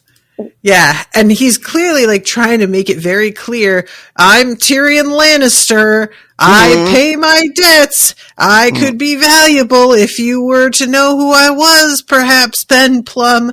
And that's when he starts to be like, maybe I made a mistake with this. Maybe I shouldn't have gotten this man's attention. Right. I thought it was really strange that he would announce, because there is still a bounty on his head. You know, his sister does still want his head on a pike. So on a spike. On a pike. Pike works too, right? Okay. Yeah. So he's just out here announcing exactly who he is for anybody to buy him and then go and make a better deal in King's Landing. But Tyrion is like, that's okay because I'm going to get away before they ever get back to King's Landing. Like, I'm going to, at one point he's looking at a sellsword. I don't know if it's Ben or a different one. And he's like, I turned Bronn. I can do it again. Yep.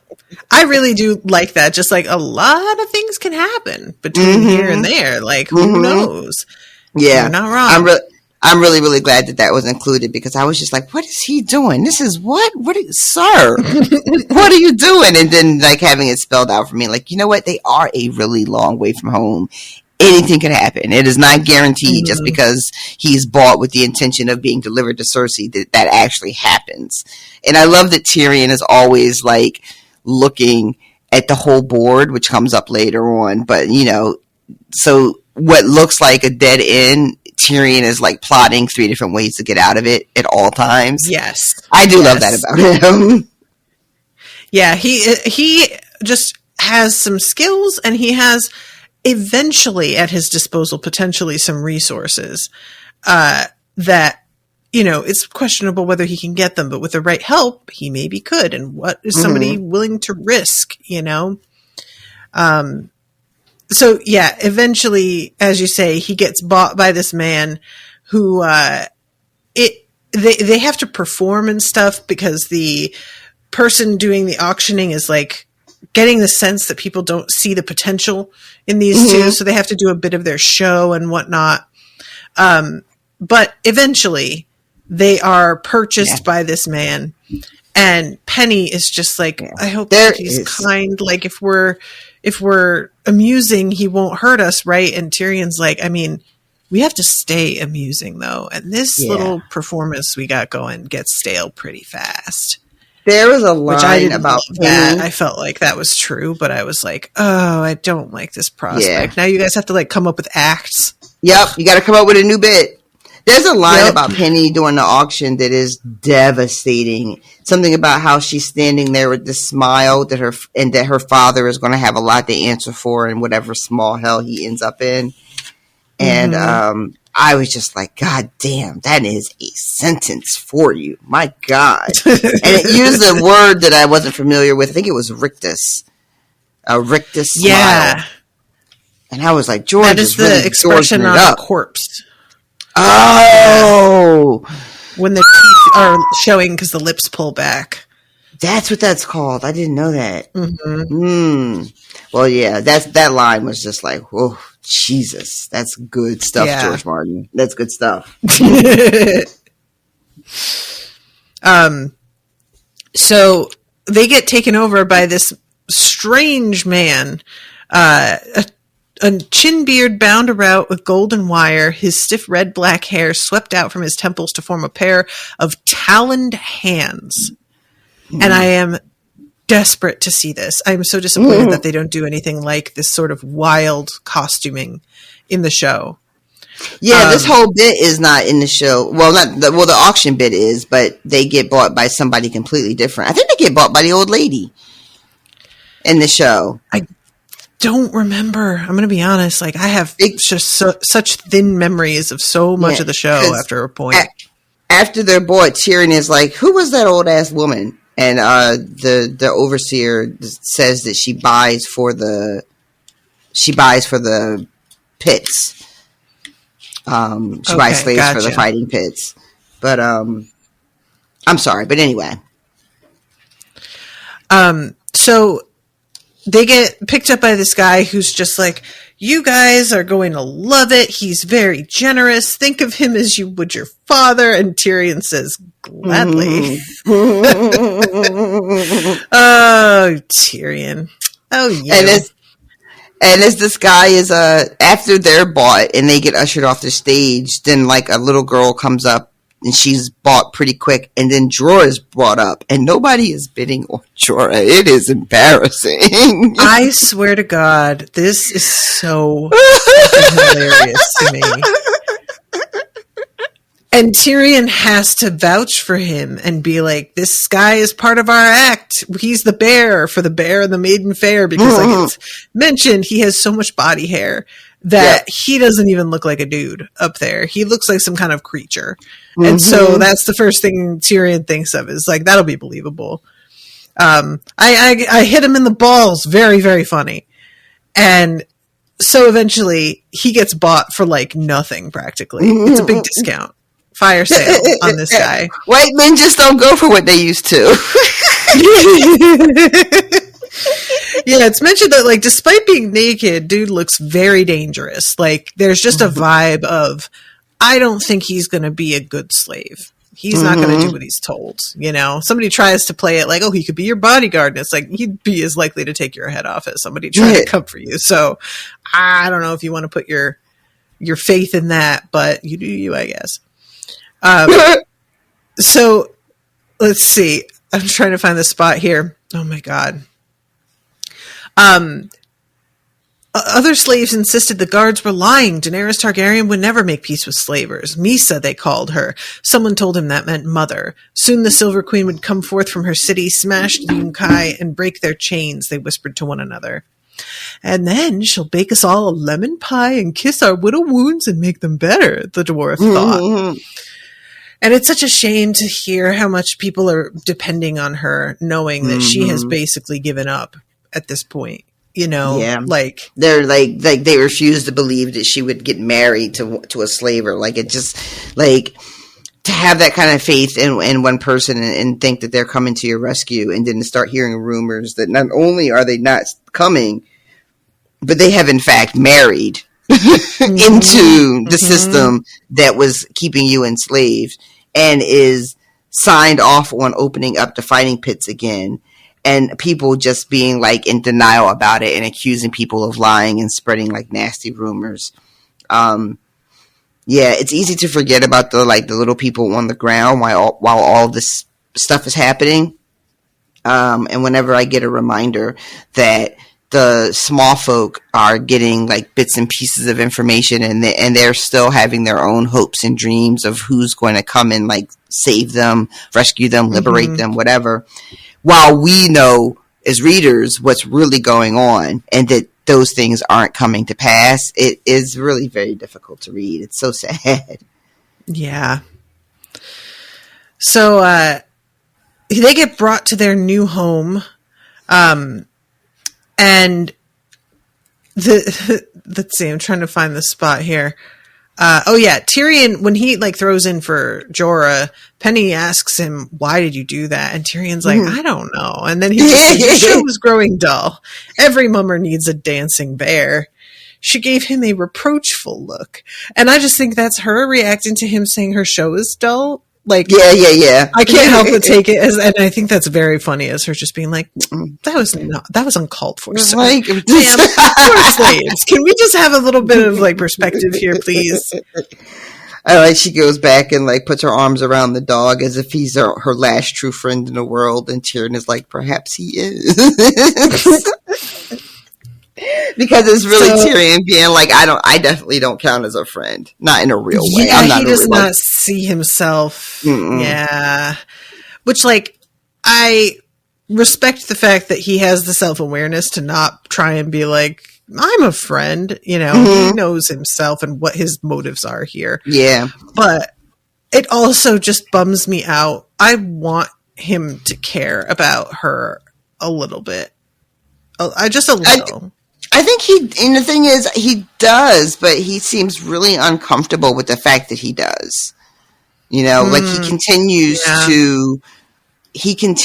to do things that keep her safe, you know, whether it's agreeing to, and also keep himself safe, you know, agreeing to perform when they were on the ship, you know, before it was sacked and taken over, and, you know, performing on the fucking auction block, instead of being his typical really surly Tyrion self and refusing to like do any of the things he like does. Yeah.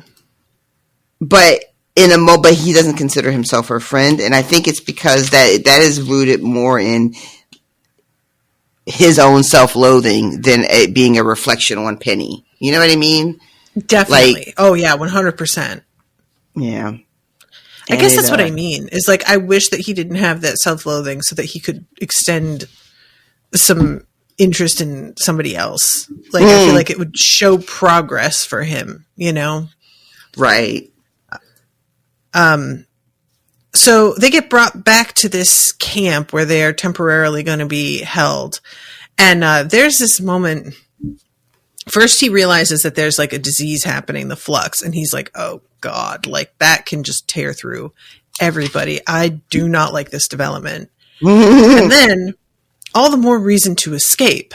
A quarter mile on, he found good reason to reconsider.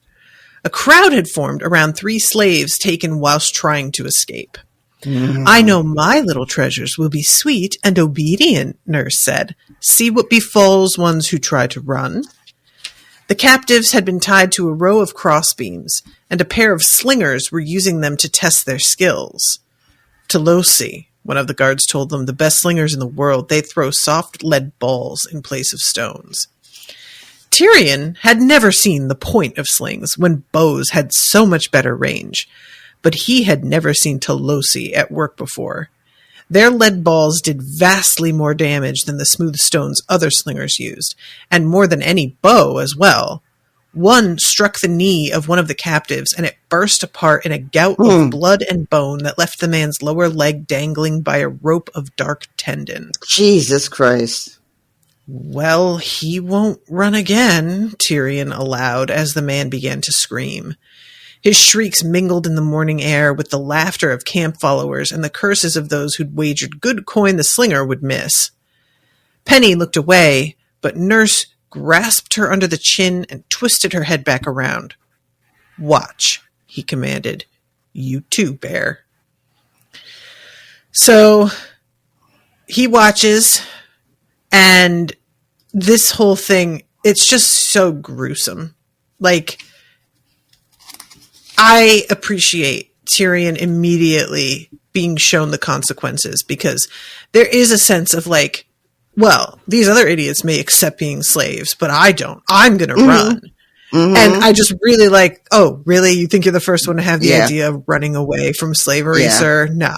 Like, I appreciated the let's join the immediacy real of world it. here. Yeah. Yeah, I exactly. also like this, the way Nurse is behaving, right, is this very like benevolent sort of overseer, and as soon as he shows up, I'm like, oh, this guy's terrible. Like, I don't know exactly, like, I know it's going to be awful. Like, he hasn't done anything yet, but this is terrible news for us, this nurse person. And then we find out as soon as we get back to the tent that, yes, in fact, you're going to fucking want to be real careful with him. And Sweet says he's the only true monster here. And, whew, yeah. So, and Sweets is the one that's a hermaphrodite, right? Yeah, Sweets, I think, is the one that's like, you're trying to decide if I'm a man or woman. And then lifts up their both, skirt and and Master like, I'm both. loves me best. Yeah. There's they get to the little compound and they get their irons put on, and Penny is kind of complaining about how heavy hers is, and Tyrion squeezes her hand and says it's solid gold. He lies for some reason, and then tells her that in Westeros the highborn ladies dream of having such a necklace.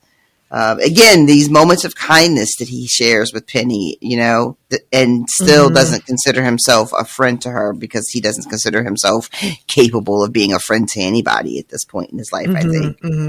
But yeah, so we meet Sweets, and we meet a boy with goat legs, which, remember that Dave Chappelle skit with the goat legs, that rapper with the goat legs?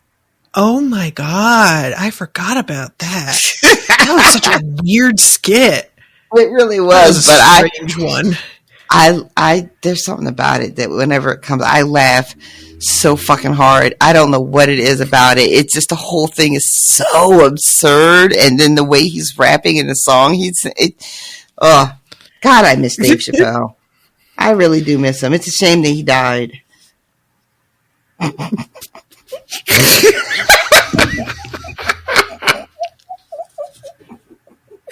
Somebody listening was like, what?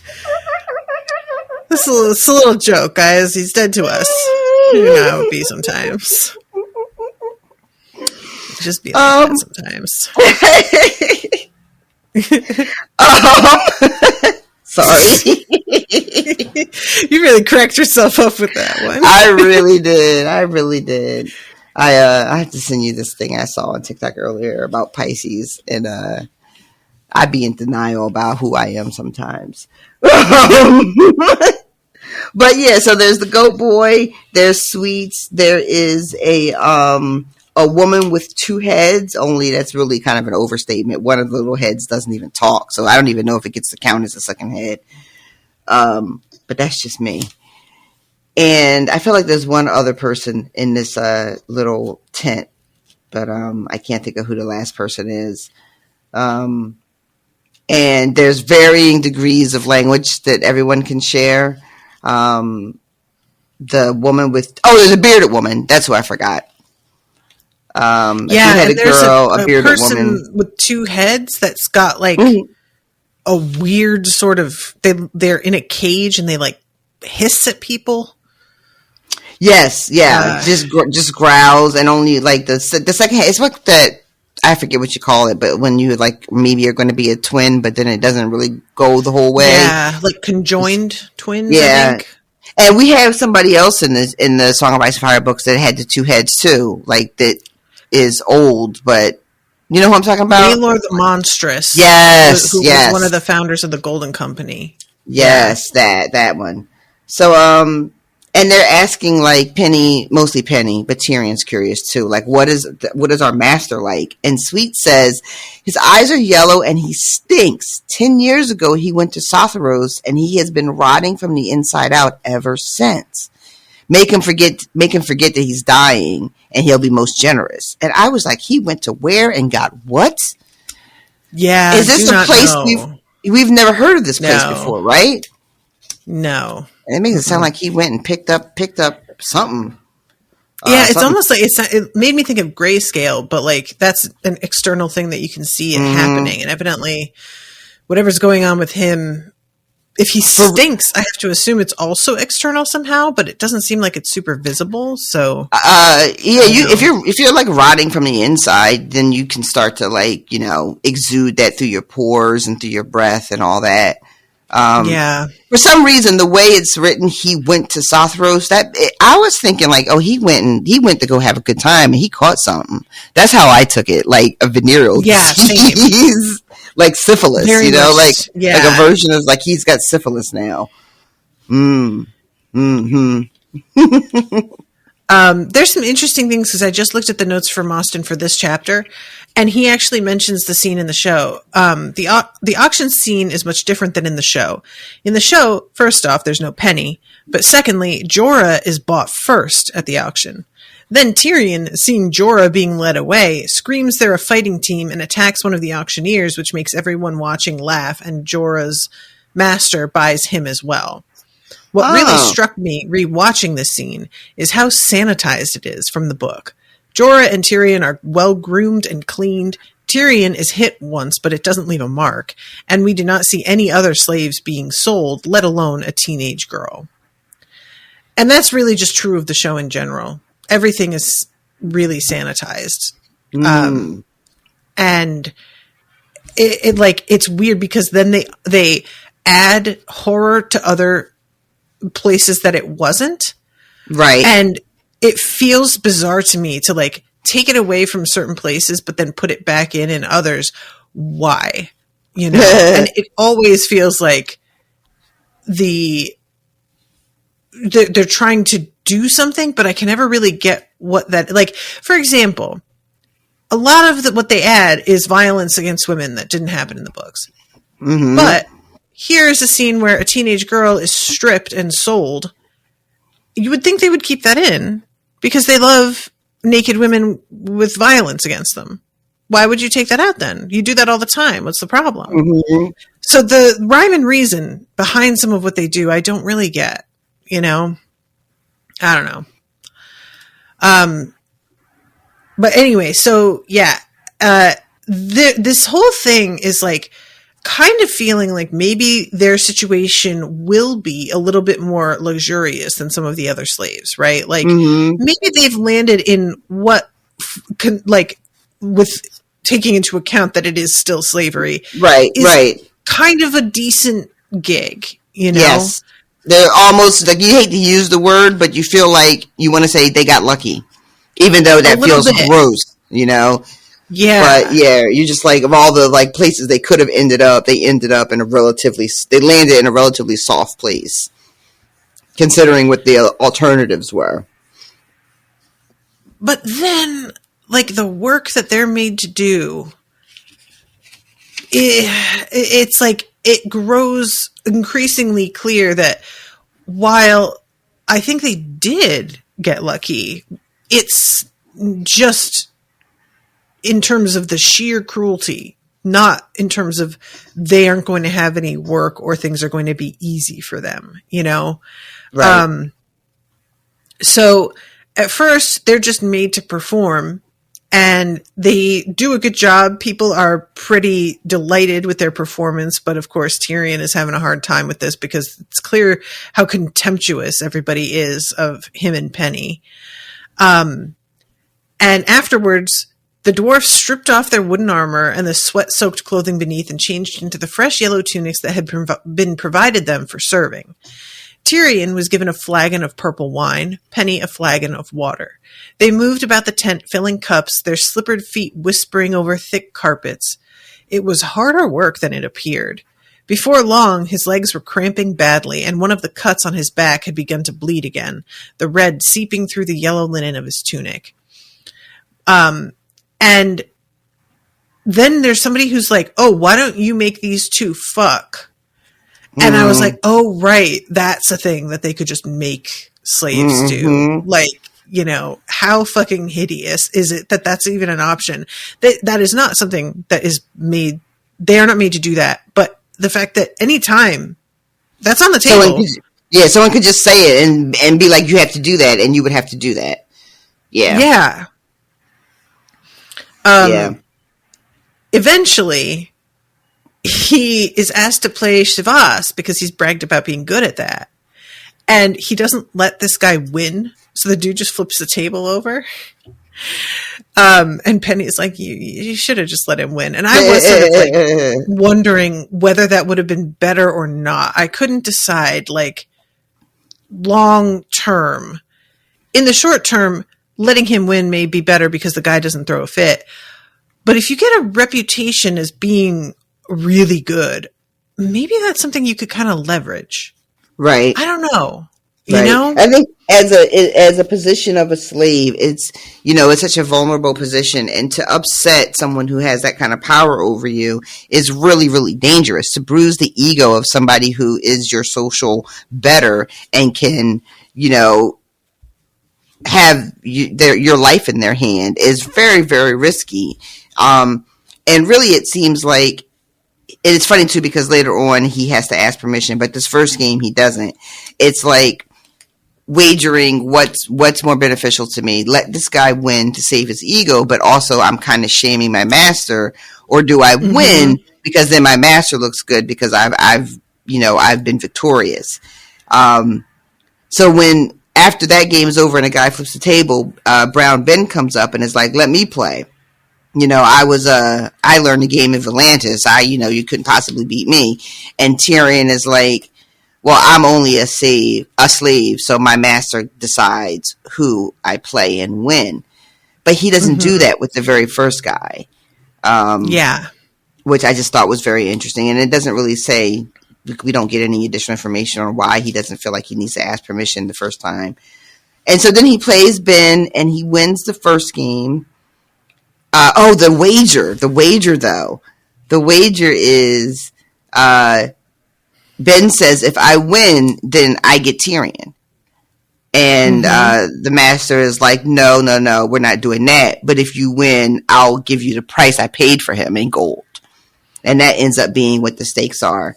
And, which is a pretty good deal, actually. Yeah. And I thought it was very interesting that Ben was still on that, I'm gonna get this motherfucker. Like, yeah, you're mine. He's still on that. So Tyrion wins the first game, and then Ben wins the second game, and then the third game we get Tyrion really trying to drill down into who Ben is, right? To figure out how best to beat him. And he's like, this guy, he says he has an amiable look to him, especially when he smiled. A faithful retainer, every man's favorite uncle, full of chuckles and old saying and wisdom. And it was all a sham. Those smiles never touched Plum's eyes, where greed hid behind a veil of caution. He's hungry, but he's wary. And then Tyrion says, and as a player, he doesn't play to win. He plays to not lose. And I fell for that in the second game, and that's why he beat me. But this third game, Tyrion just fucking mops the floor with him. And they end up playing like 4 or 5 games. Meanwhile, Tyrion's new master has passed out drunk, and like by the third game, he doesn't even see all this shit happening. I did really enjoy that. This is just fucking out. And so then it's over, and Tyrion says something like, you know, I got lucky this time. Maybe next time you'll want to rub my head first before we play.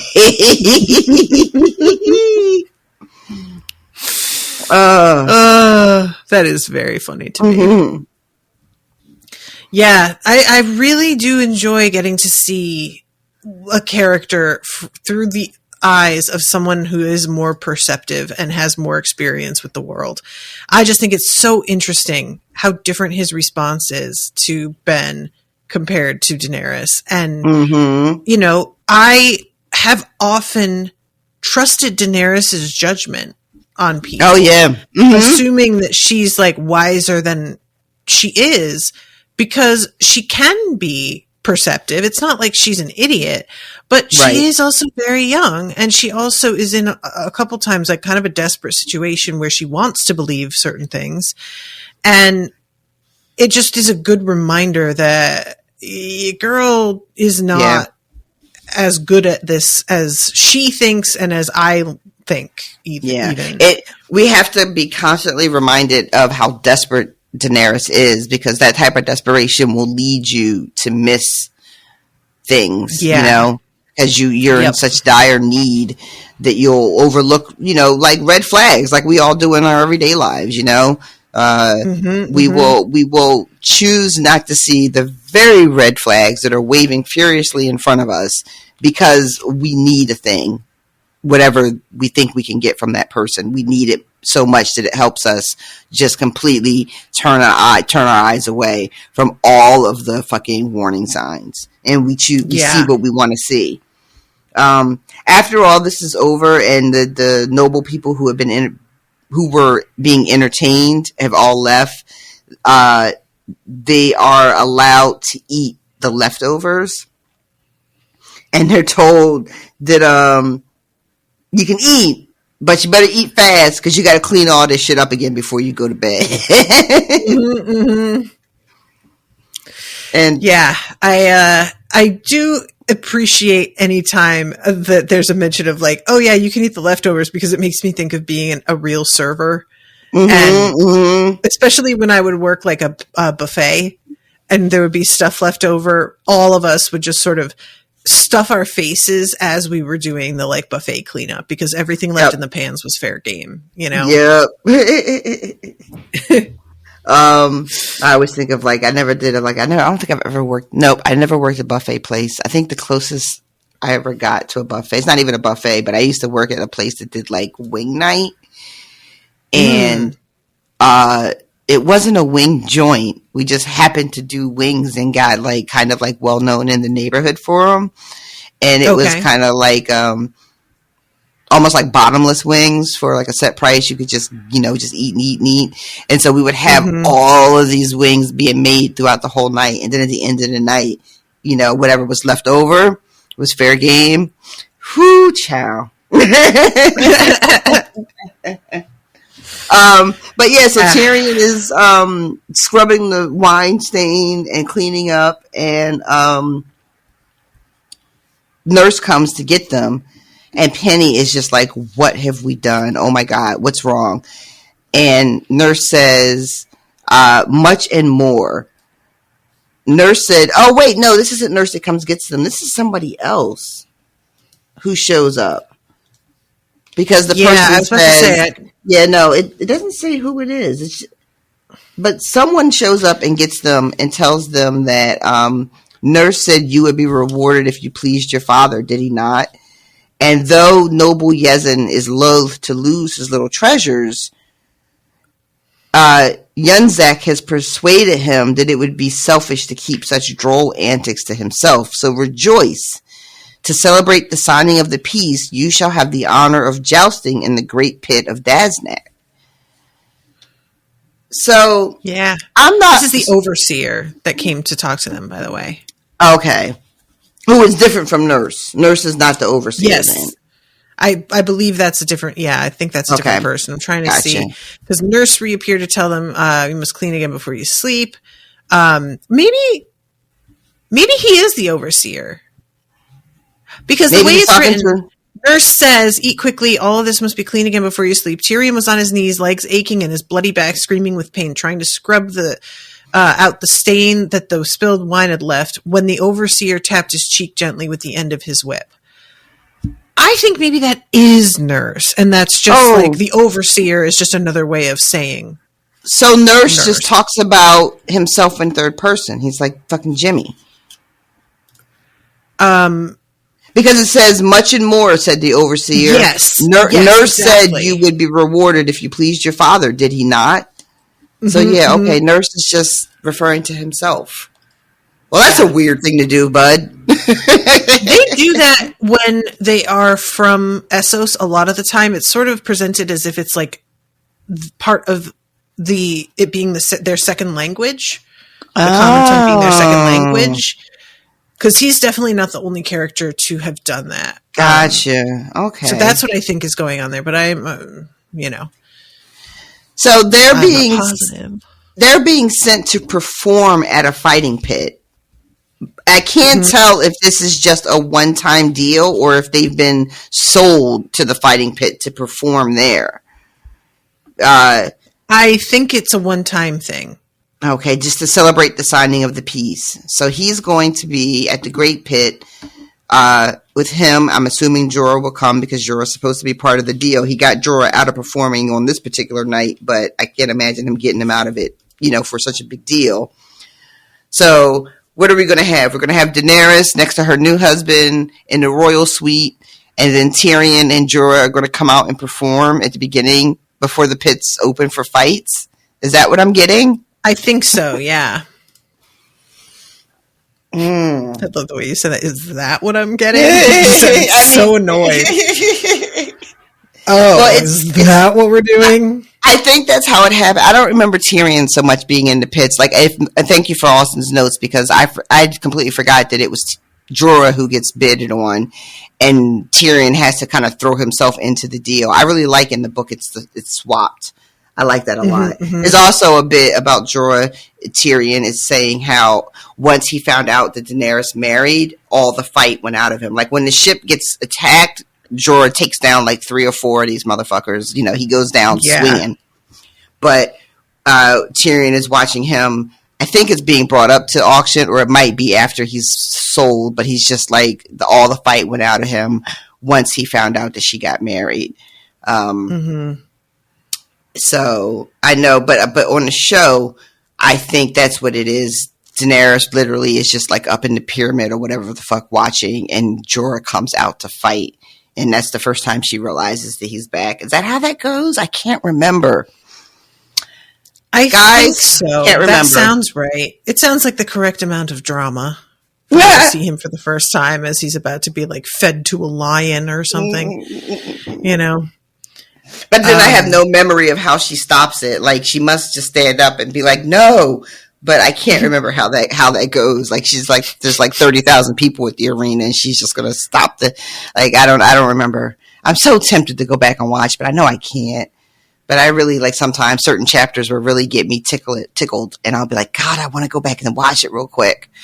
And I feel like it should be fair because we finished a chapter. I can go back and watch it, but I know it doesn't work that way.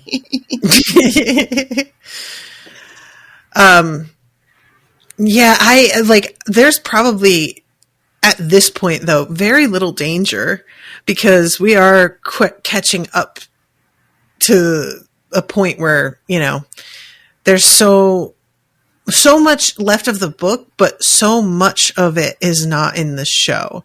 So I'm not giving you permission. Don't mistake me. Are you sure? I am sure. I'm sorry. I'm so sorry. Damn it. But I do think that, like, it will not be long before that probably won't be an issue. But, you know, I also don't want to be held responsible for me saying that. So also, please ignore me. So don't. Okay. Everybody listening, also ignore me. If anybody has, like, you know, a really clear grasp on when it's safe, if you know for sure, I would definitely be open to hearing, because I'm not going to do the research to find out. I'm not going to go and rewatch it and see if it's safe and, you know, any of that. But if you feel, like, really confident that there's a point where, yeah, once we get past this spot, nothing else is going to be a spoiler, I am willing to listen. Just saying that. So that's the end of the chapter. And I'm just really interested in some of the biggest differences are with Tyrion and the way things go with him. So that's the part that I'm kind of interested to see your reaction to. And I feel like there was another thing I was going to mention, but I can't remember what it is at this point. I really do, again, want to say thank you to Austin for always, you know, getting us his notes and just being on top of that. It's just so helpful. Really, really appreciate you, dude. And it's proven extremely crucial a couple of times. So, yeah, thank you very much, my man. And then very quickly, I want to say hi to new patrons. So this week we have got Neptune Atreides and Hannah as our two new patrons. So welcome to both of you. Thank you so much for signing up. I really hope that you guys are enjoying the content. And I have also posted for free the first book of Sookie Stackhouse for people to listen to. No, you don't need to be a patron. You can just go listen to me and Miles talking about it. I also put up a couple of things for sale, and those are going to be included with the $20 and up tier. So just check that out if you're interested. Thank you again to Hannah and Neptune for joining.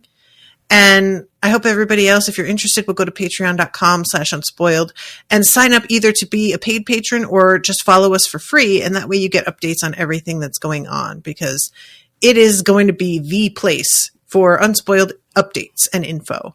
That's, like, to me at this point, just going to be my main focus is doing things on Patreon, because they're starting to include a lot of really, really good features for doing that. And it's very helpful for me.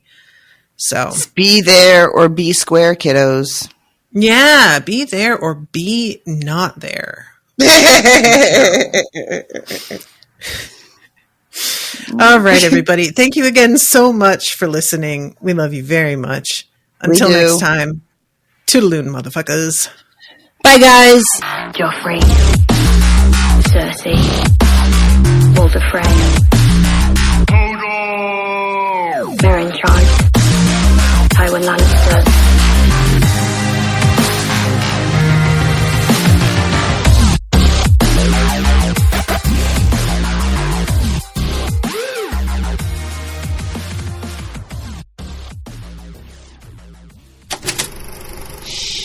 That was an Unspoiled Network podcast.